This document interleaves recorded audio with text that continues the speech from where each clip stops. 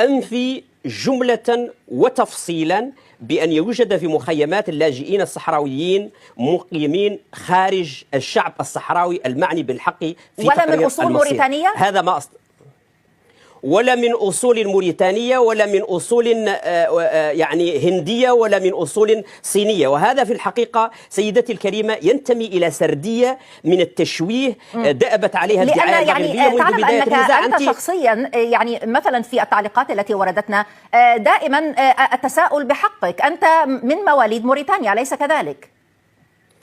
سيدتي الكريمة، يعني أنا أستغرب حقيقة يعني كيف بوسيلة إعلامية يعني من هذا المستوى تحاول شخصنة نقاش في الحقيقة يتعلق بالشعب الصحراوي. نريد أن نفهم طبيعة الضيف، يعني نريد، وهذا ما يقوله مشاهدونا، هذا سؤال يدور في قلب الكثير من مشاهدينا، ويتعلق بمستقبل منطقة كاملة وجدت نفسها رهينة أطماع توسعية للنظام المغربي، ليس فقط تجاه الصحراء الغربية ولكن تجاه جميع دول الجوار. ولكن إذا أردت فعلا، كنت مهتمة فعلا بمعرفة ما هي أصولي الشخصية، يكفي فقط أن تعودي إلى الإحصاء الإسباني الصادر سنة 1974 من طرف الإدارة الاستعمارية الإسبانية سنتين قبل الغزو المغربي للصحراء الغربية، وأن تعودي أيضا إلى نتائج عملية تحديد الهوية التي باشرتها الأمم المتحدة في الصحراء الغربية.